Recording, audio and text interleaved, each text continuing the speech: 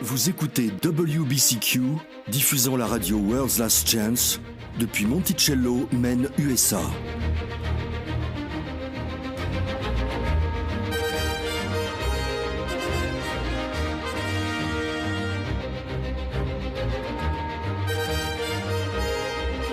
Crimes violents, troubles politiques, instabilité financière, tout indique une crise imminente, une crise sans précédent.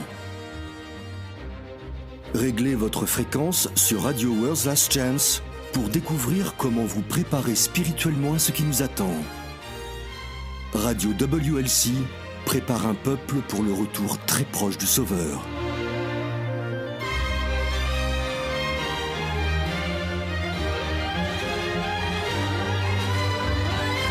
Bonjour et bienvenue sur Radio World's Last Chance. Nous avons un programme intéressant pour l'émission d'aujourd'hui. Tout d'abord, nous allons parler de ce que cela signifie d'être fils et fille de Yahweh, ce à quoi cela ressemble et plus particulièrement l'impact que cela a sur notre vie quotidienne. Ensuite, nous répondrons à la question de savoir comment renforcer sa foi face aux calamités et au stress. Enfin, Élise Blanc partagera une promesse quotidienne avec quelques conseils pratiques sur la façon de gérer la vie quand elle devient accablante. Alors Jean, quand tu as dit que tu voulais parler de ce que ça signifie d'être des enfants de Yah, je dois dire que tu as immédiatement piqué mon intérêt. Ayant grandi en croyant en une divinité trinitaire, j'étais habitué à entendre parler de Yahushua comme du Fils de Dieu, et à y penser en termes trinitaires. Et je me souviens encore comment un dimanche, il y a eu un sermon sur le fait que nous sommes des fils de Dieu. Honnêtement, ça m'a pris de court, je ne savais pas trop comment le prendre. Mais le texte était bien là, dans les Écritures, se référant à nous en tant que fils de Dieu. Ça te semblait un peu sacrilège peut-être ? Exactement. J'avais l'habitude d'entendre le Sauveur être désigné de cette façon bien sûr, mais il était aussi Dieu, et c'est ce que je croyais à l'époque. Il me semblait donc présomptueux de faire référence aux humains en utilisant le même mot que celui qui s'applique à lui. Tu vois ce que je veux dire ? Oui, je vois. Comment sommes-nous censés interpréter un terme qui nous est appliqué et qui, comme le croient la plupart des chrétiens, s'applique aussi à la deuxième personne de la divinité ? C'est ça. Eh bien, comme nous l'avons abordé dans des émissions précédentes, mais je pense que nous devrions aussi l'aborder brièvement ici, Christ est bien le Fils de Yahweh, mais il n'est pas Dieu. Si c'est la première fois que vous nous écoutez, amis auditeurs, n'arrêtez pas d'écouter maintenant. Nous ne sommes pas là pour vous endoctriner. Nous sommes ici pour présenter des idées et vous encourager à étudier par vous-même. Si nos idées sont fausses, l'Esprit de Yah vous le révélera. Mais si ce que nous partageons est la vérité, l'Esprit de Yah vous le révélera aussi. Écoutez les amis, j'ai été élevé dans le trinitarisme. Jean aussi. Il a fallu beaucoup de temps pour me convaincre que l'Écriture n'enseigne pas une divinité trinitaire. Mais c'est le cas. Elle ne l'enseigne vraiment pas. Ce que l'Écriture enseigne de façon répétée, c'est que Yahweh est un seul Dieu. C'est tout. Un seul. Pas trois en un, juste un. Si tout cela est nouveau pour vous, amis auditeurs, et que vous êtes un peu comme moi, vous pourriez vous dire « Eh, attends une minute, n'y a-t-il pas quelque part un passage qui dit qu'il y en a trois, qui rendent témoignage dans le ciel et que ces trois-là sont un ?» Oui, c'est 1 Jean 5, verset 7. Le truc, c'est que ce texte n'apparaît dans aucun des premiers manuscrits. Pas un seul. Il a en fait été ajouté plus de 1000 ans après Christ. La doctrine de la Trinité a été officiellement adoptée dans le christianisme depuis le paganisme au IVe siècle. Aucun des auteurs de la Bible, aucun des apôtres ou des chrétiens apostoliques ne croyait en une divinité trinitaire. Je ne veux pas trop m'éloigner du sujet, je veux juste offrir quelques pistes de recherche à ceux d'entre vous, parmi nos nouveaux auditeurs qui croyaient encore à la Trinité. Faites vos propres recherches, les amis. Je pense que vous serez surpris par ce que vous trouverez. Nous avons des articles, des vidéos et des émissions de radio sur notre site web qui couvrent ce sujet en profondeur. On peut voir pourquoi Satan a voulu promouvoir une divinité trinitaire. Cela place le Sauveur tellement au-dessus de nous que malgré les nombreux passages de l'Écriture qui le mettent au même niveau que nous avons du mal à entrer en relation avec lui. Comment se rapprocher de quelqu'un qui est à la fois Dieu et homme ?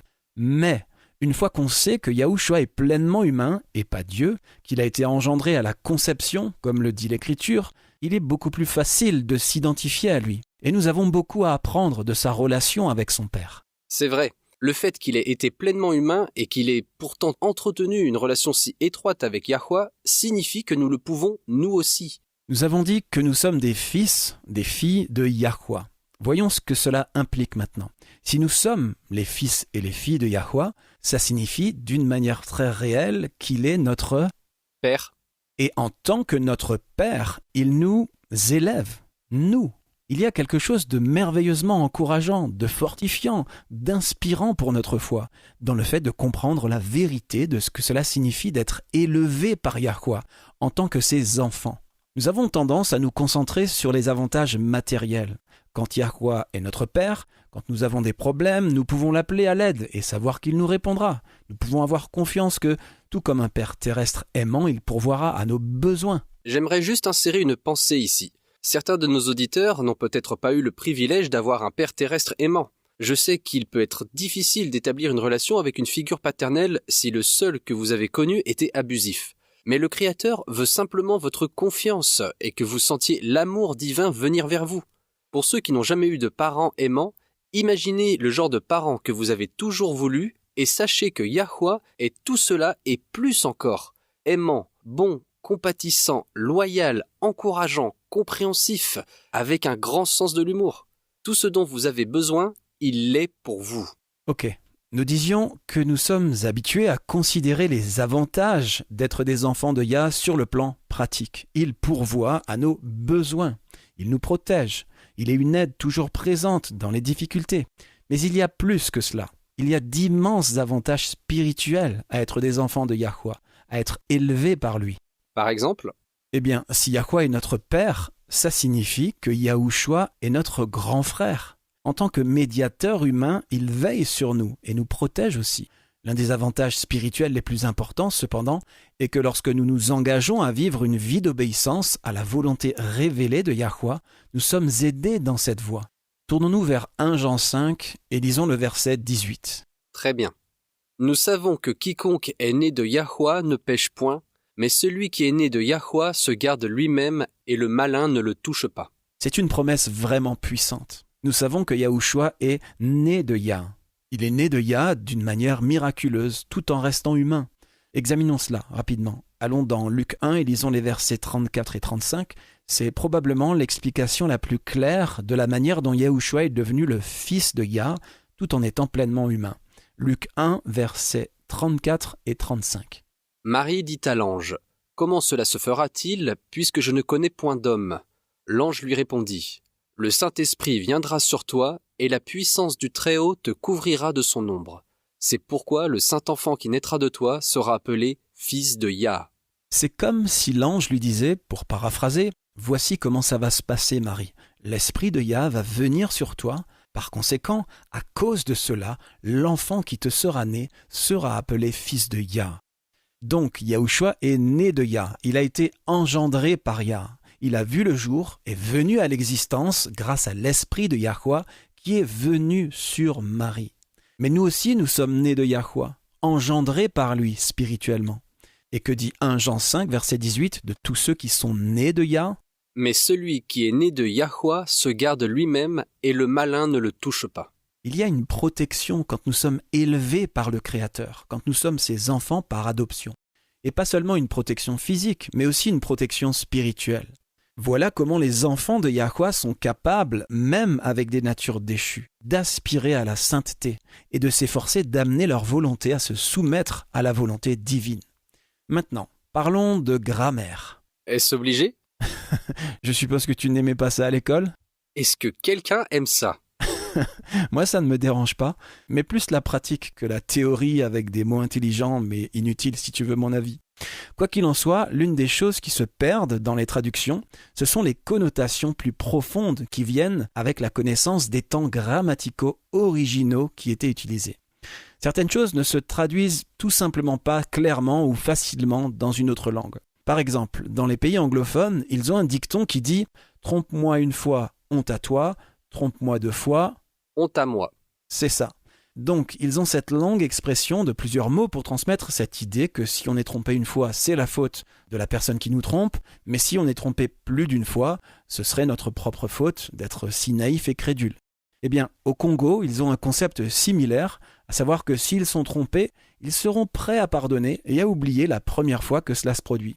Si cela se produit une deuxième fois, ils seront prêts à le tolérer. Mais si cela se produit plus souvent, ils ne pardonneront ni n'oublieront. Bon, il m'a fallu beaucoup de mots pour expliquer ce concept en français, mais dans leur langue, tout ce concept se résume en un seul mot, ilunga. Ilunga décrit une personne qui pardonnera et oubliera une fois, tolérera 2 fois, mais ne tombera pas dans le panneau une 3e fois. Et cela se résume en un seul mot. C'est fascinant. Ce sont ces nuances de sens qui peuvent être perdues dans les traductions.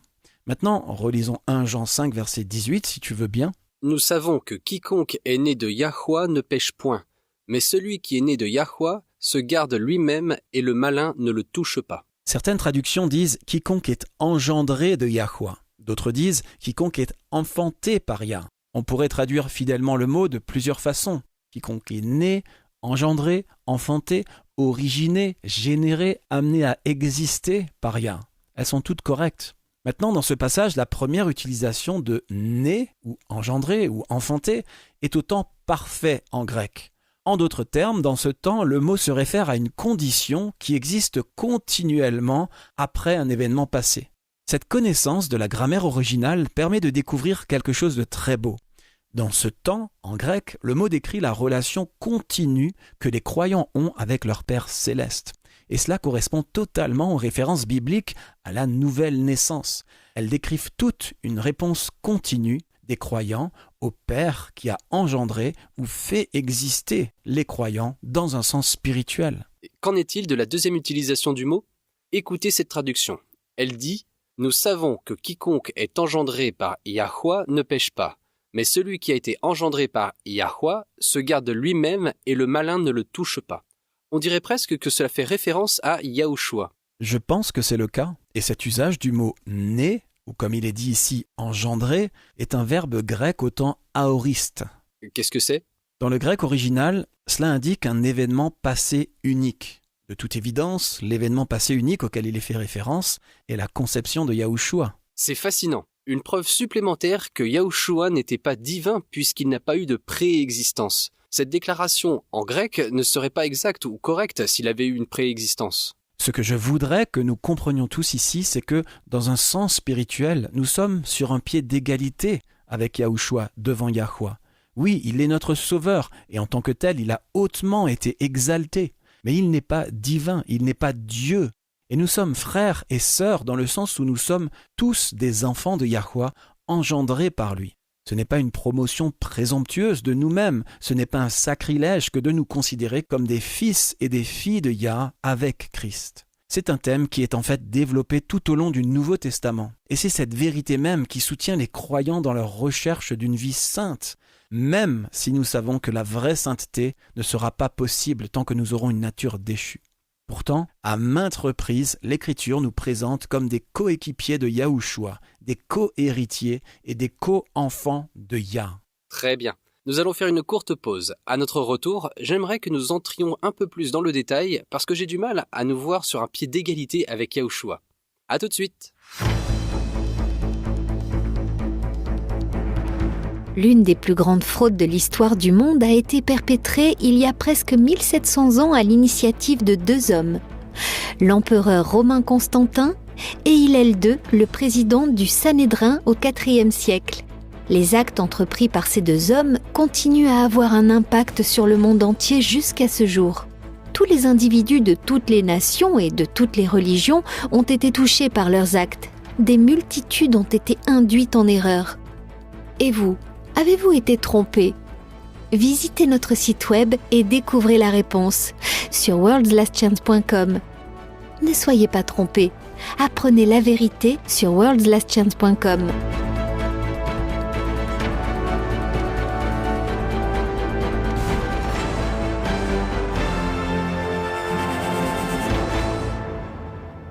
Honnêtement, j'ai du mal à voir comment nous sommes, égaux avec Christ. L'Écriture elle-même dit qu'il a été exalté au-dessus de tout nom. Très bien, voyons cela sous un autre angle. Oui, il est notre sauveur. Dans ce sens, non, nous ne sommes pas égaux. Cependant, nous sommes égaux dans le sens où nous avons tous été engendrés, dans un sens spirituel, par Yahweh. Changeons le temps de cette phrase. Dans un sens spirituel, nous sommes tous engendrés par Yahweh. Nous sommes tous, avec Christ, des enfants de Yahweh. Nous sommes héritiers avec lui. Et c'est un point qui est souligné à plusieurs reprises dans le Nouveau Testament. C'est vrai. Maintenant, en ce qui concerne les différences, comment Romains 8, verset 29 décrit-il la relation de Yahushua avec nous? Lisons-le. Car ceux qu'il a connus d'avance, il les a aussi prédestinés à être semblables à l'image de son Fils, afin que son Fils fût le premier-né entre plusieurs frères. Paul décrit ici Yahushua comme le fils premier-né de Yahweh, notre grand frère, pour le dire autrement. Maintenant, lisons le verset 3 de ce même chapitre. Car chose impossible à la loi, parce que la chair la rendait sans force, Yahweh a condamné le péché dans la chair en envoyant, à cause du péché, son propre Fils dans une chair semblable à celle du péché. Yahushua a été envoyé dans une chair semblable à celle du péché, ou dans la ressemblance de la chair pécheresse dans la King James. Il n'avait pas de péché, mais il a été envoyé comme l'un d'entre nous, pleinement humain. C'est ce qui lui permet, en tant que notre médiateur, d'être pleinement en empathie avec nous. Et c'est important pour nous de le savoir. Notre Sauveur et médiateur comprend. Il a été là où nous sommes. Il connaît nos difficultés.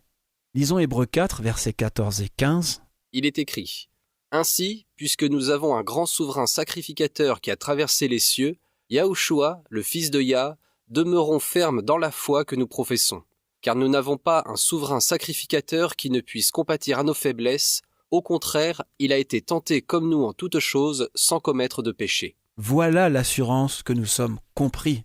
Il y a d'innombrables façons dont les parents peuvent maltraiter leurs enfants, mais une façon dont un enfant est fréquemment blessé par un parent est quand ce dernier manque de sympathie pour l'enfant. Peut-être pense-t-il que le fait de ne pas montrer de sympathie endurcira l'enfant. Peu importe, l'effet que cela a sur l'enfant, c'est de le laisser se sentir seul, indigne, indésirable et incompris.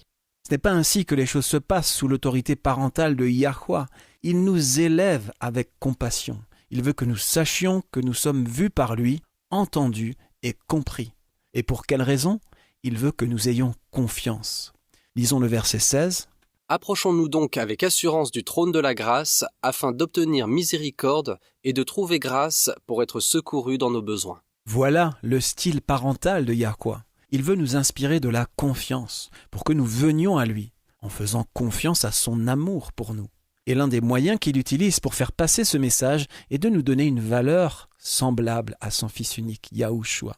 Lisons maintenant Hébreux 2, le verset 11. « Car celui qui sanctifie et ceux qui sont sanctifiés sont tous issus d'un seul. C'est pourquoi il n'a pas honte de les appeler frères. » Une autre version dit « Car celui qui rend les hommes saints et les hommes qui sont rendus saints partagent une même humanité, de sorte qu'il n'a pas honte de les appeler ses frères. » C'est vraiment beau. C'est pour nous inspirer la confiance dans l'amour de notre Père. C'est lui qui nous appelle ses enfants. C'est lui qui se nomme lui-même notre Père. Il veut que nous ayons confiance en son amour. Allons maintenant dans 1 Jean 2 et lisons à partir du verset 28. « Et maintenant, petits enfants, demeurez en lui, afin que, lorsqu'il paraîtra, nous ayons de l'assurance et qu'à son avènement nous ne soyons pas confus et éloignés de lui. Si vous savez qu'il est juste, reconnaissez que quiconque pratique la justice est né de lui. Voyez quel amour le Père nous a témoigné pour que nous soyons appelés enfants de Yahweh. Et nous le sommes. Si le monde ne nous connaît pas, c'est qu'il ne l'a pas connu. » L'un des passages de l'Écriture qui explique le plus clairement comment nous devenons les enfants de Yahweh se trouve dans Jean chapitre 3. C'était au début du ministère du Sauveur. Il a eu une conversation privée avec Nicodème, et comme Nicodème avait une compréhension approfondie des Écritures, Yahushua a pu parler plus profondément qu'il ne le faisait en public. Lisons-le, Jean 3, commençons au verset 1. « Mais il y eut un homme d'entre les pharisiens, nommé Nicodème, un chef des Juifs, qui vint, lui, auprès de Yahushua, de nuit, et lui dit « Rabbi, nous savons que tu es un docteur venu de Dieu, car personne ne peut faire ces miracles que tu fais si Yahweh n'est pas avec lui. » Yahushua lui répondit « en vérité, je te le dis, si un homme ne naît de nouveau, il ne peut voir le royaume de Yah. » Nicodème lui dit « Comment un homme peut-il naître quand il est vieux? Peut-il rentrer dans le sein de sa mère et naître ?» Yahushua répondit « en vérité, je te le dis, si un homme ne naît d'eau et d'esprit, il ne peut entrer dans le royaume de Yah. Ce qui est né de la chair est chair, et ce qui est né de l'esprit est esprit. Ne t'étonne pas que je t'ai dit, il faut que vous naissiez de nouveau. Le vent souffle où il veut, et tu en entends le bruit, mais tu ne sais d'où il vient, ni où il va. Il en est ainsi de tout homme qui est né de l'esprit. » Il est vrai qu'au début, Nicodème n'a pas compris, mais il a fini par comprendre, et l'explication de Yahushua est très claire. Au verset 3, Yahushua dit que si vous voulez voir le royaume de Yah, vous devez naître de nouveau. La note en bas de page pour cette expression est très intéressante. Il s'agit de naître d'en haut. C'est significatif car ça révèle l'action de Yahweh, ce qu'il fait pour nous adopter et faire de nous ses véritables fils et filles. À partir de là, Yahushua poursuit une discussion théologique approfondie, expliquant le don de Yahweh, de Yahushua en tant que sacrifice pour nos péchés. Il l'explique en détail, et il le pouvait car Nicodème était bien instruit et connaissait bien les Écritures de l'Ancien Testament. Lisons maintenant les versets 20 et 21. « Car quiconque fait le mal est la lumière, et ne vient point à la lumière de peur que ses œuvres ne soient dévoilées. Mais celui qui agit selon la vérité vient à la lumière, afin que ses œuvres soient manifestées, parce qu'elles sont faites en Yahweh. » Le point important de ce passage est que si nous voulons vraiment être des enfants de Yahweh, nous devons fuir les ténèbres et les œuvres des ténèbres et nous attacher à la lumière. Jean explique cela dans 1 Jean 3, verset 9. Lisons-le. « Quiconque est né de Yahweh ne pratique pas le péché, parce que la semence de Yahweh demeure en lui, et il ne peut pécher parce qu'il est né de Yahweh. » Donc, j'ai une question à te poser. De notre point de vue humain, quand et comment notre renaissance a-t-elle lieu ? C'est une bonne question. Yahushua a répondu à cette question dans la parabole du semeur. C'est dans Matthieu 13. Nous connaissons tous cette parabole. Un fermier va semer de la graine, et une partie de la graine tombe sur un sol pierreux, une autre tombe parmi les mauvaises herbes, une autre est mangée par les oiseaux, etc. Mais une partie tombe dans la bonne terre. Lisons les versets 18 à 23, c'est là que Yahushua explique la parabole. « Vous donc, écoutez ce que signifie la parabole du semeur. Lorsqu'un homme écoute la parole du royaume et ne la comprend pas, le malin vient et enlève ce qui a été semé dans son cœur. Cet homme est celui qui a reçu la semence le long du chemin. Celui qui a reçu la semence dans les endroits pierreux, c'est celui qui entend la parole et la reçoit aussitôt avec joie. Mais il n'a pas de racine en lui-même, il manque de persistance et, dès que survient une tribulation ou une persécution à cause de la parole, il y trouve une occasion de chute. Celui qui a reçu la semence parmi les épines, c'est celui qui entend la parole, mais en qui les soucis du siècle et la séduction des richesses étouffent cette parole et la rendent infructueuse. Celui qui a reçu la semence dans la bonne terre, c'est celui qui entend la parole et la comprend. Il porte du fruit, et un grain en donne 100, un autre 60, un autre 30. Selon les propres mots de Christ, notre nouvelle naissance a lieu quand nous répondons volontairement à l'Évangile et que nous nous repentons. Ça ne signifie pas que nous devenons soudainement sans péché, mais ça signifie que nous faisons des efforts continus pour que nos vies obéissent à la volonté révélée de Yah. Oui, nous avons une nature déchue, nous allons donc probablement occasionnellement trébucher et tomber dans le péché, mais nous allons nous relever et continuer à nous soumettre à Yah. Cette réponse volontaire au message de l'Évangile est la bonne terre. L'obéissance volontaire est la graine qui germe et porte du fruit. Le fait que nous ne puissions pas parfaitement respecter la loi de Yahweh, pour l'instant, et qu'il continue à nous pardonner, à nous accepter et à nous aimer, ne fait que souligner son amour pour nous en tant que ses enfants. Bien sûr. Tu es père, Thomas. Quand ton enfant fait une erreur honnête, sans le faire exprès, quand il ou elle casse accidentellement quelque chose, est-ce que tu le punis pour ça ? Bien sûr que non. Eh bien, certains parents le font. Certains parents s'énervent et crient si, disons, leur enfant fait tomber et casse un verre ou autre chose. Et c'est un accident. Les accidents arrivent, même pour moi aussi. Je n'aime pas que quelqu'un me crie dessus quand je fais une erreur honnête, sans le faire exprès, ou que j'ai un accident. Et c'est aussi l'attitude de Yahweh. J'aimerais que plus de parents aient la même attitude, parce que la façon dont nous répondons aux échecs de nos enfants est la façon dont nous leur enseignons comment est Yahweh. La façon dont Yahweh montre son amour pour nous est la façon dont nous devons, à notre tour, aimer les autres. Ça me rappelle un passage du Sermon sur la montagne. Écoutez ça, c'est Matthieu 5. Il est écrit « Vous avez appris qu'il a été dit « Tu aimeras ton prochain et tu haïras ton ennemi. Mais moi, je vous dis, aimez vos ennemis, bénissez ceux qui vous maudissent, faites du bien à ceux qui vous haïssent et priez pour ceux qui vous maltraitent et qui vous persécutent, afin que vous soyez fils de votre Père qui est dans les cieux, car il fait lever son soleil sur les méchants et sur les bons, et il fait pleuvoir sur les justes et sur les injustes. Si vous aimez ceux qui vous aiment, quelle récompense méritez-vous? Les publicains aussi n'agissent-ils pas de même? Et si vous saluez seulement vos frères, que faites-vous d'extraordinaire? Les païens aussi n'agissent-ils pas de même? Et si nous faisons tout cela, quel sera le résultat? Verset suivant. Soyez donc parfaits comme votre Père céleste est parfait. Voilà ce qui fait de nous des enfants de notre Père céleste. C'est le résultat pratique d'être ses fils et ses filles. Nous révélons son même amour aux autres dans la façon dont nous les traitons. Trop souvent, les chrétiens ont tellement peur de donner l'impression de tolérer le péché qu'ils se tiennent à l'écart de ceux qu'ils considèrent comme des pécheurs. Ils disent des choses comme « Je t'aime, mais je déteste ton péché ». Mais ce n'est pas sincère, ce n'est pas ainsi que Yahushua traitait les pécheurs. Non, il les acceptait et laissait la conviction à l'esprit de Yah. Et c'est ce que nous devons faire, nous aussi. Si nous aimons les autres comme Christ, alors la graine de l'Évangile, plantée dans nos cœurs, porte du fruit. Pierre a aussi comparé la nouvelle naissance à une semence. C'est dans 1 Pierre chapitre 1. Lisons les versets 3 et 23. « Béni soit Yah, le Père de notre Seigneur Yahushua Christ, qui, selon sa grande miséricorde, nous a régénérés pour une espérance vivante par la résurrection de Yahushua Christ d'entre les morts. Puisque vous avez été régénérés, non par une semence corruptible, mais par une semence incorruptible, par la parole vivante et permanente de Yah. » Ou dans la King James, « Car vous êtes nés de nouveau, non d'une semence périssable, mais d'une semence impérissable par la parole vivante et durable de Yah. » Quand on rassemble le tout, plusieurs choses deviennent claires. Premièrement, les croyants doivent vraiment désirer la volonté et la parole de Yah. Deuxièmement, ils sont purifiés quand ils cherchent volontairement à conformer leur vie à sa volonté révélée. Les croyants sont aussi appelés à aimer les autres comme Yah les a aimés et à éliminer activement le mal de leur vie. Quand nous acceptons le message de l'Évangile, cette graine dans notre cœur, il porte du fruit quand nous cherchons à vivre dans l'obéissance.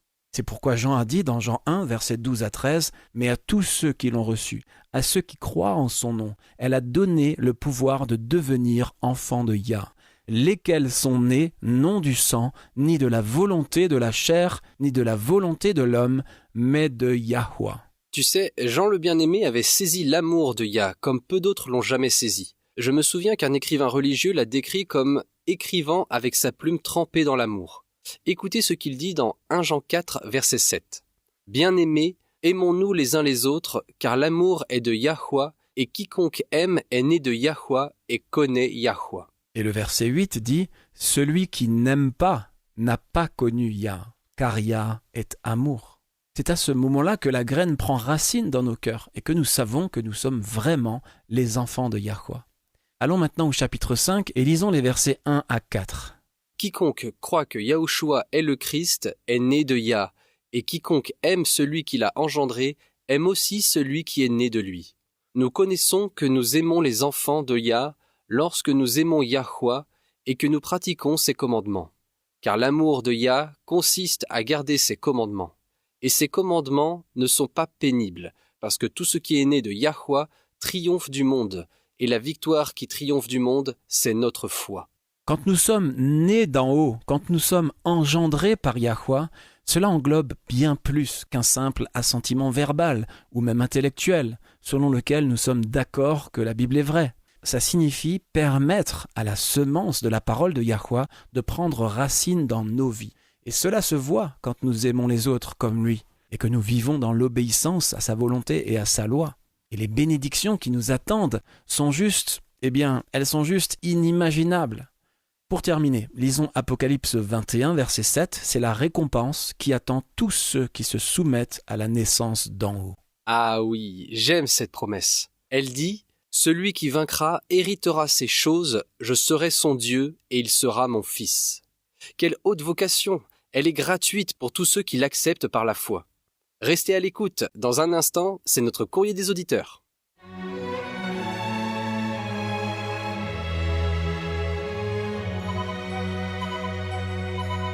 Vous écoutez la radio World's Last Chance sur WBCQ à 9330 kHz sur la bande des 31 mètres.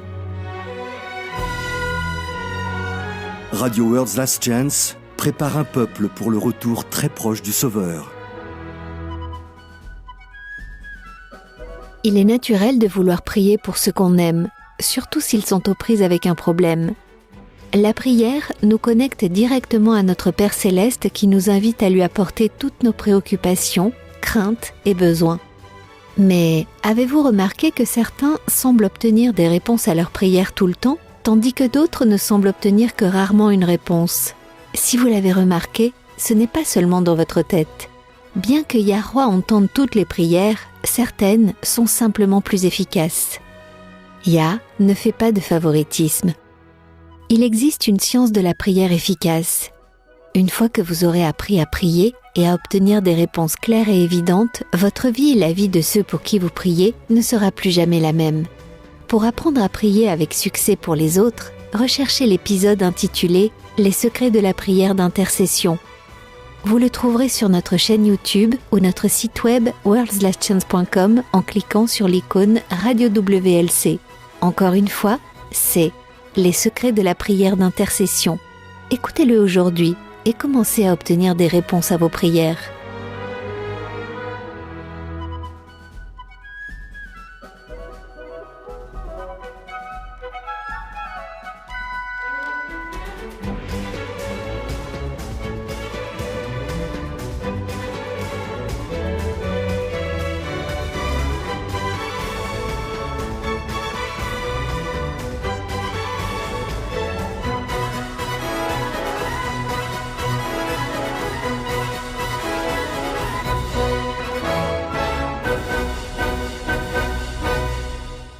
Notre question d'aujourd'hui, pour notre courrier des auditeurs, nous vient de Tapio Vananen à Espoo, en Finlande. Tu veux entendre quelque chose d'intéressant au sujet de la Finlande ? Qu'est-ce que c'est ? Les athlètes finlandais ont gagné plus de médailles par habitant aux Jeux Olympiques d'été que n'importe quel autre pays dans le monde. Et ils sont en 2e position derrière la Norvège pour le nombre de médailles par habitant gagnées aux Jeux Olympiques d'hiver. Je ne savais pas. Eh bien, Tapio dit « J'ai un cousin qui lutte contre l'alcoolisme. Je veux l'aider, mais je ne sais pas comment. Que peuvent faire les chrétiens pour quelqu'un qui lutte contre la dépendance ?» Je suis heureux que vous posiez cette question, cher Tapio. Il est souvent facile, en entendant parler des luttes de quelqu'un d'autre, de prendre nos distances, sans autre raison que celle-ci. Nous n'avons pas de problème avec cela, personnellement. Mais la vérité est que tout péché crée une dépendance. Tout péché. Qu'il s'agisse de l'alcool, de la nicotine, des drogues, de la pornographie, de s'évader systématiquement de quelque façon que ce soit, de la colère, de l'égoïsme, de la tricherie à l'école ou ailleurs, de la malhonnêteté dans les affaires ou de quoi que ce soit d'autre, tous les péchés créent une dépendance. Donc les principes qui s'appliquent pour aider un alcoolique s'appliquent aussi pour aider toute personne qui lutte contre un autre péché, quel qu'il soit. C'est logique. Alors, quelle est la première chose que nous pouvons faire ? La première et la plus importante chose que chacun d'entre nous peut faire est « ne condamnez pas ». Le péché avec lequel votre ami se bat n'est peut-être pas une tentation pour vous, mais je vous garantis que vous avez vos propres zones de faiblesse. Et vous le savez, nous avons tous péché et nous sommes tous privés de la gloire de Yah. Deuxièmement, nous devons leur donner le même amour inconditionnel que celui que Yah a pour nous. Yahushua n'a pas attendu que nous nous nettoyions par nous-mêmes. Il nous a sauvés malgré tout. Jetons un coup d'œil à Romains 5, versets 6 à 10. Ce passage est l'un des plus puissants de l'Écriture et devrait inspirer la foi à quiconque lutte contre le péché. Il prouve que Yahweh aime tellement ses ennemis qu'il est prêt à mourir pour eux. Très bien, j'y suis. Il est écrit « Car lorsque nous étions encore sans force, Christ, au temps marqué, est mort pour des impies. À peine mourrait-on pour un juste, quelqu'un peut-être mourrait-il pour un homme de bien. Mais Yah prouve son amour envers nous, en ce que, lorsque nous étions encore des pécheurs, Christ est mort pour nous.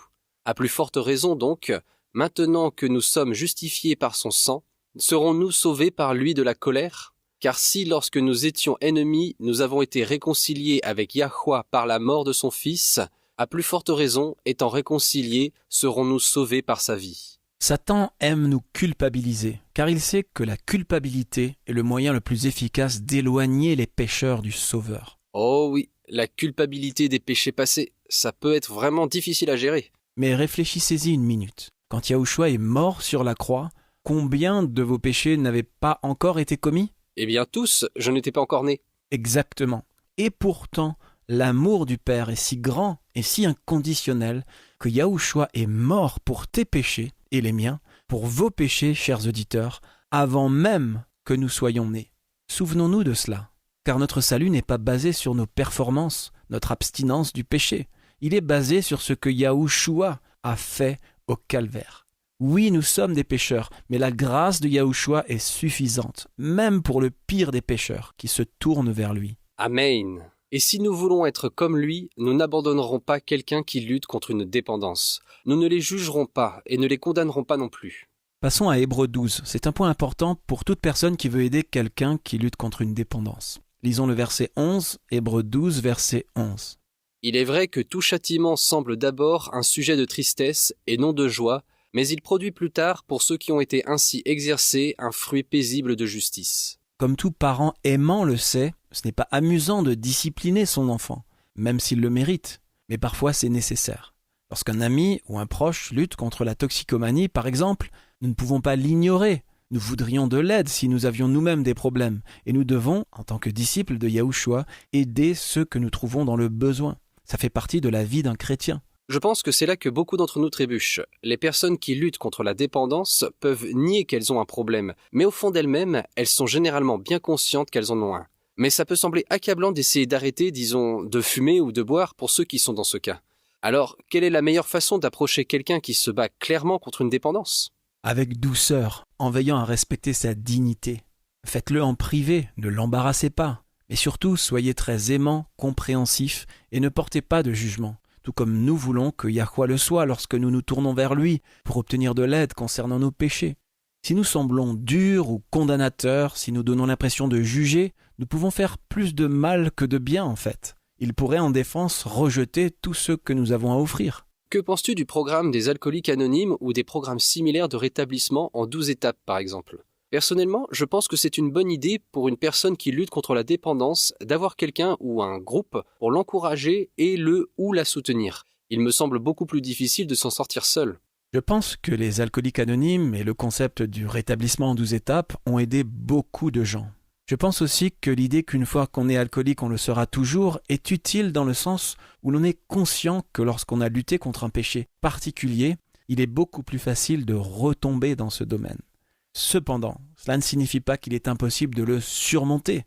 En Yahushua, il est possible de surmonter toute dépendance, par la foi, dans les promesses de Yahushua et les mérites du sang du Sauveur. J'aime la promesse de Jean 16, verset 33, où il est écrit « Je vous ai dit ces choses afin que vous ayez la paix en moi. Vous aurez des tribulations dans le monde, mais prenez courage, j'ai vaincu le monde. » C'est magnifique, c'est là que réside notre espoir, et c'est là que nous puisons la force de vaincre. Mais il est important de comprendre que lorsqu'un frère ou une sœur a des difficultés, nous ne devons pas les abandonner à leur sort. Lisons 1 Samuel 12, verset 23. C'est un verset puissant qui montre la responsabilité de chacun d'entre nous envers nos compagnons pécheurs. « Loin de moi aussi de pécher contre Yahuwah, de cesser de prier pour vous. Je vous enseignerai le bon et le droit chemin. » Encore une fois, retournons la question. Si vous étiez en difficulté, ne voudriez-vous pas que quelqu'un prie pour vous ?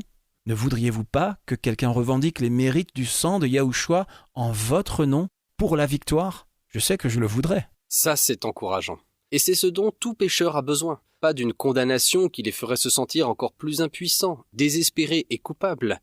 J'ai toujours apprécié la description du Sauveur dans Ésaïe 42, verset 3, où il est écrit « Il ne brisera point le roseau cassé, et il n'éteindra point la mèche qui brûle encore. » Yahushua ne s'est pas promené en condamnant les autres. Il n'a jamais donné un coup de pied à un homme qui était à terre. Il a toujours encouragé et relevé les autres en dirigeant les personnes qui luttaient vers le Père. C'est de cette manière que nous devons aider les autres, en partageant les promesses divines avec eux. Philippiens 4, verset 13 dit « Je peux toutes choses par Christ qui me fortifie ». C'est une promesse pour toutes les situations. Ce dont toute personne dépendante a besoin, quelle que soit sa dépendance, est une aide extérieure. Parfois, cette aide peut être obtenue par la médecine moderne. Parfois, le conseil peut aider. Mais soyez toujours un ami. Soyez prompt à les soutenir dans la prière. Soyez là pour les encourager. La responsabilité, devoir rendre des comptes à quelqu'un d'autre, Être transparent avec un ami aide aussi vraiment la personne qui lutte pour surmonter une dépendance. Et cela nécessite une personne qui se soucie suffisamment d'eux pour s'impliquer et soutenir. Une chose qui m'a vraiment aidé à surmonter certains péchés a été, le matin, de demander au Père de m'avertir lorsque je serais en danger d'être tenté dans la journée. Ça pourrait être dû à de mauvais choix de ma part ou à quelque chose qui échappe complètement à mon contrôle. Mais quand je demande au Père de m'avertir lorsque je serai en danger, je peux alors lui demander de l'aide et de la force avant que mes émotions ne soient impliquées. Avant d'en arriver au point où j'ai vraiment envie de ce dont j'ai envie, je peux dire une prière rapide pour avoir la force de résister et m'éloigner. Ça a vraiment fait une différence pour moi. C'est vraiment bien. Une personne alcoolique qui se bat contre cela ne voudra pas aller dans un magasin spécialisé en vente de vin ou d'alcool. Une personne accro au porno peut régler le contrôle parental de son ordinateur ou les paramètres de son moteur de recherche pour ne pas avoir accès à ces sites. Mais parfois, comme nous le savons tous, Satan fait une attaque sournoise, inattendue. Et quand nous sommes pris par surprise, il est facile de trébucher.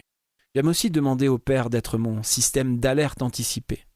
Jack Wellman est un auteur chrétien. Il a écrit sur la façon de vaincre la dépendance d'un point de vue chrétien. J'ai une citation que j'aimerais que tu lises, la voici. Ok, il est écrit, je cite, « La prochaine fois que vous verrez quelqu'un lutter contre l'alcoolisme ou une autre dépendance, qu'il s'agisse de substances illégales ou même de prescriptions, rappelez-vous qu'il lutte contre quelque chose qu'il ne peut surmonter seul.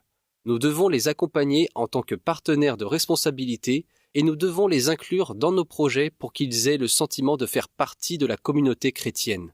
La vérité est que nous luttons tous contre nos propres dépendances et nos péchés de désir impurs. C'est par la grâce de Yah que nous ne vivons pas leur situation.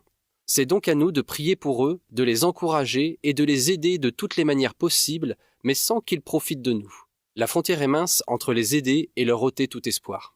La meilleure façon d'aider une personne qui lutte contre la dépendance est de l'orienter vers le Père, comme seule source d'aide véritable. Priez pour eux, apprenez-leur à revendiquer les promesses, soyez prêts à vous engager, soyez un partenaire de responsabilité, quelqu'un prêt à écouter et soutenir leur combat quotidien.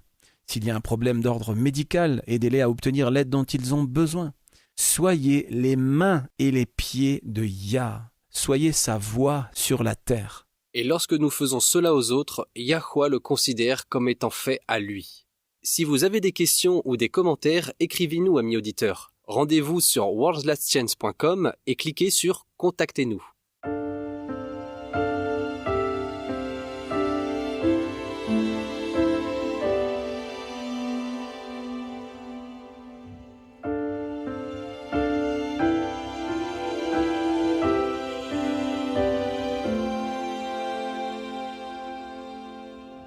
Vous écoutez Élise Blanc pour votre promesse quotidienne de la parole de Yah. Ecclésiaste 9, verset 10 nous dit « Tout ce que ta main trouve à faire avec ta force, fais-le ».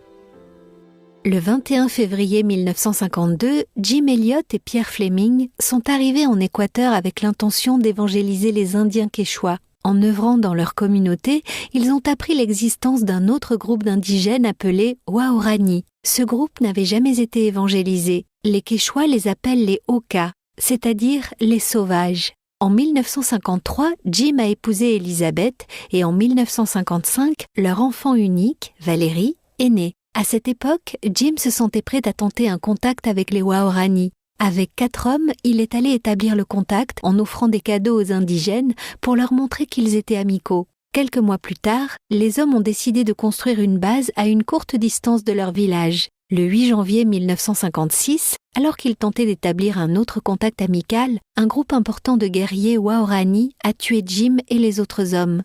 Elisabeth est devenue veuve à seulement 29 ans. En tant que jeune femme avec un bébé de 10 mois, la vie était souvent éprouvante. Des années plus tard, en repensant à cette période de sa vie, elle a écrit, je cite, « Lorsque je suis retournée à mon poste dans la jungle après la mort de mon mari, j'ai été confrontée à de nombreuses confusions et incertitudes. J'avais beaucoup de nouveaux rôles, en plus de celui de parent isolé et veuve. J'étais seule sur une station dans la jungle que Jim et moi avions occupée ensemble. J'ai dû apprendre à faire toutes sortes de choses pour lesquelles je n'étais ni formée ni préparée. Je donnais une classe d'alphabétisation pour les femmes. Nous avions une école de garçons dirigée par un enseignant équatorien que je devais en quelque sorte superviser, encourager, payer et faire diverses choses que je n'avais pas l'habitude de faire. J'avais le travail médical. De plus, l'herbe dans la jungle pousse incroyablement vite et je devais toujours embaucher des gens pour couper l'herbe, nettoyer le champ d'ananas, couper les branches du sentier entre ma maison et la piste d'atterrissage. Et j'ai essayé de décider que faire au sujet d'un système hydroélectrique que Jim venait de commencer à installer. Je ne savais pas si je devais essayer de le terminer ou l'oublier. Vous pouvez imaginer à quel point j'étais tentée de m'effondrer et dire « Je ne peux pas faire ça ». Je voulais me laisser sombrer dans le désespoir et l'impuissance, puis je me suis souvenue d'une vieille légende saxonne « Fais la prochaine chose ». Avez-vous déjà fait l'expérience de vous sentir comme si vous aviez beaucoup trop de fardeaux à porter, beaucoup trop de personnes dont vous devez vous occuper, beaucoup trop de choses à faire sur votre liste? Vous n'y arrivez pas, vous paniquez et vous avez envie de vous asseoir, de vous effondrer et de vous apitoyer sur votre sort. Quand vous vous sentez comme ça, rappelez-vous que vous n'êtes pas seul, relevez-vous et faites la prochaine chose. Même les montagnes de difficultés peuvent être surmontées quand nous avançons dans la foi, et faisons la prochaine chose. Le psaume 121 nous dit « Je lève mes yeux vers les montagnes. D'où me viendra le secours? Le secours me vient de Yahweh, qui a fait les cieux et la terre. Il ne permettra point que ton pied chancelle. Celui qui te garde ne sommeillera point. Voici, il ne sommeille ni ne dort celui qui garde Israël. Yahweh est celui qui te garde. Yahweh est ton ombre à ta main droite. Pendant le jour, le soleil ne te frappera point, ni la lune pendant la nuit. Yahweh te gardera de tout mal, il gardera ton âme. Yahweh gardera ton départ et ton arrivée, dès maintenant et à jamais. Nous avons reçu de grandes et précieuses promesses. Réclamez-les dès maintenant.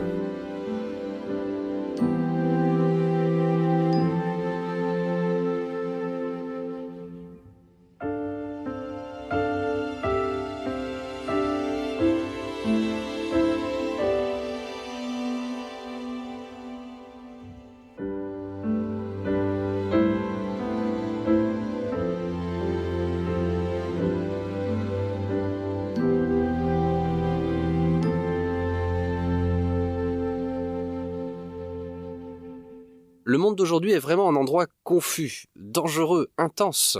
J'aime l'idée d'être engendré par Yahweh. C'est réconfortant, n'est-ce pas? Oui, Yahweh s'est engagé à subvenir à nos besoins et à prendre soin de nous, à nous donner la sagesse dont nous avons besoin, à répondre à nos besoins temporels, mais plus encore. Il a promis de subvenir à nos besoins spirituels, de nous garder en sécurité jusqu'à l'avènement de son royaume. C'est une promesse à laquelle nous devons tous nous accrocher. Vous savez les amis, ici à World's Last Chance, nous recevons beaucoup de nombreux messages via notre site web.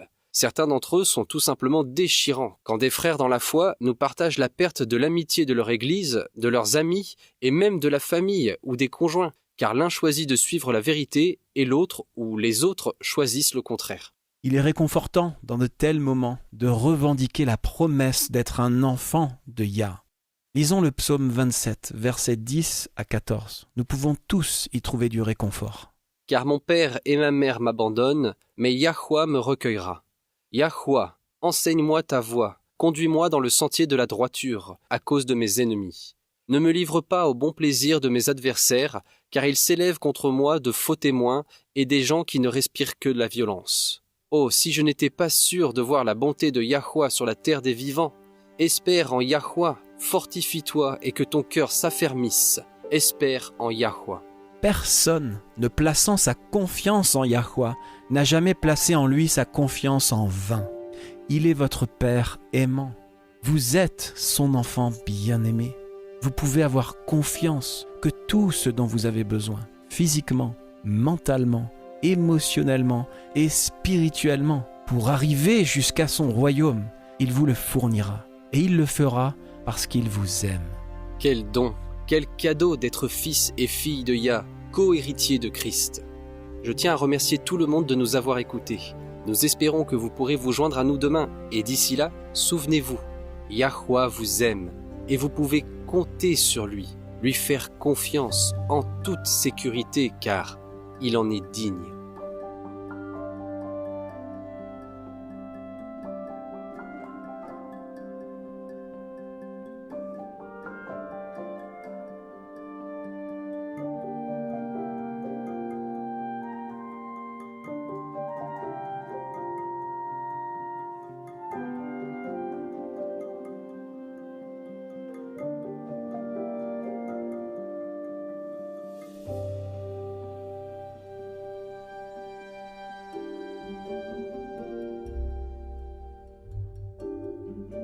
Vous étiez à l'écoute de Radio WLC. Cette émission, ainsi que les émissions précédentes de Radio WLC, sont disponibles en téléchargement sur notre site internet. Elles sont parfaitement appropriées pour être partagées avec des amis et pour des études bibliques. Elles sont également une ressource merveilleuse pour ceux qui adorent Yahuwah, seuls, en famille ou en groupe à la maison. Si vous souhaitez écouter les émissions de Radio WLC, rendez-vous sur notre site internet à l'adresse worldslastchance.com. Cliquez sur l'icône Radio WLC en haut à droite de la page d'accueil. Cela vous permettra de télécharger les épisodes dans votre langue préférée. Vous trouverez également des articles et des vidéos disponibles en plusieurs langues. Rejoignez-nous demain pour un autre message rempli de vérité sur WBCQ à 9330 kHz sur la bande des 31 mètres. Radio World's Last Chance prépare un peuple pour le retour très proche du Sauveur.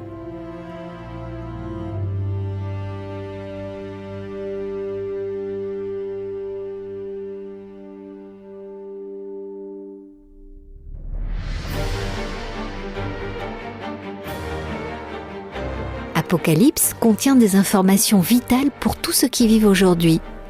Les chapitres 8 et 9 sont particulièrement importants. Ils prédisent des événements cruciaux qui auront lieu dans un avenir proche. Ils sont décrits comme 7 trompettes. Quand ces 7 trompettes commenceront à sonner, nous saurons que nous sommes à quelques mois du retour de Yahushua. Pour en savoir plus, visitez notre site web worldslastchance.com. Nous avons beaucoup d'articles et de vidéos couvrant plusieurs aspects de ce sujet des plus importants. C'est sur worldslastchance.com. Visitez notre site dès aujourd'hui.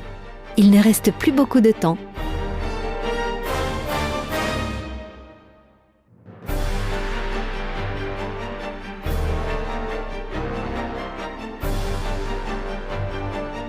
Le temps touche à sa fin, maintenant plus que jamais. Il est impératif que tous ceux qui cherchent et désirent le retour du Sauveur prennent grand soin de garder chacune des avenues de l'âme par lesquelles le diable cherche à nous séduire et nous piéger. Le péché est addictif. Qu'il s'agisse du temps gaspillé dans des activités nuisibles ou de l'alcool, qu'il s'agisse de pornographie ou de nicotine, le péché lui-même est addictif. Mais le Sauveur est prêt à délivrer quiconque se tourne vers lui. Visitez notre site worldslastchance.com et lisez l'addiction au péché, protégez les avenues de l'âme. Lisez l'addiction au péché sur worldslastchance.com. Yahushua est prêt à répondre à la prière de la foi.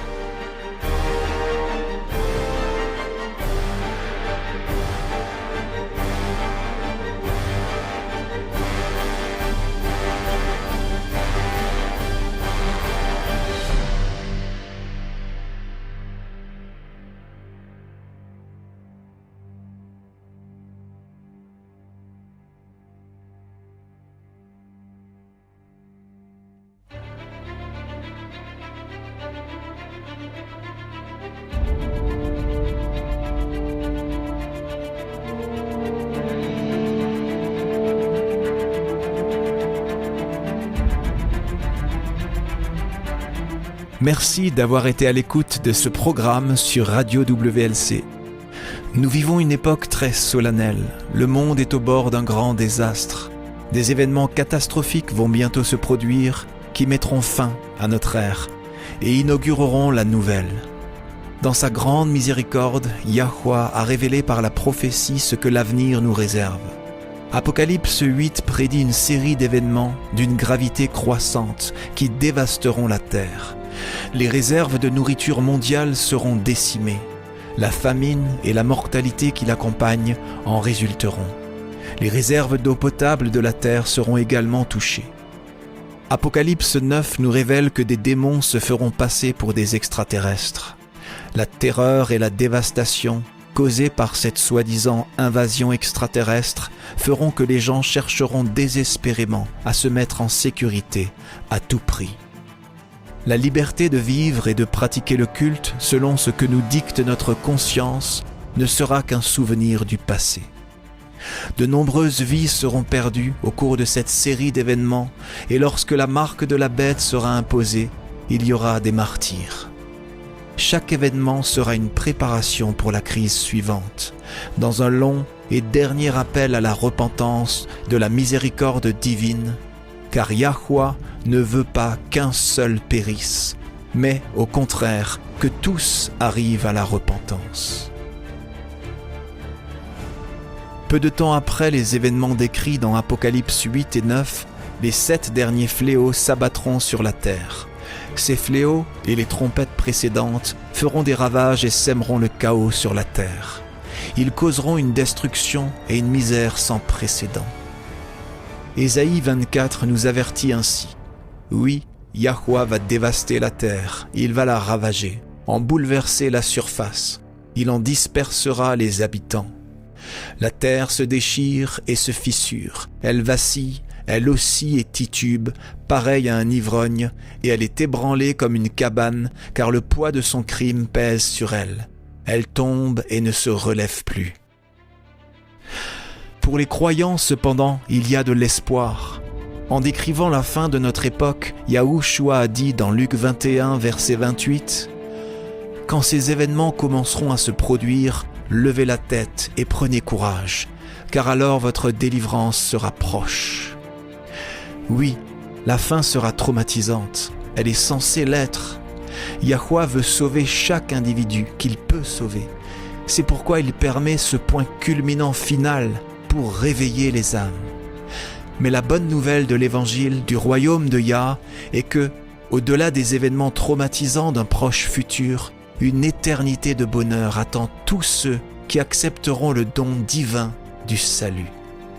Lorsque Yahushua reviendra, tous ceux qui sont morts en croyant au mérite du Sauveur crucifié et ressuscité seront ressuscités lors de la première résurrection.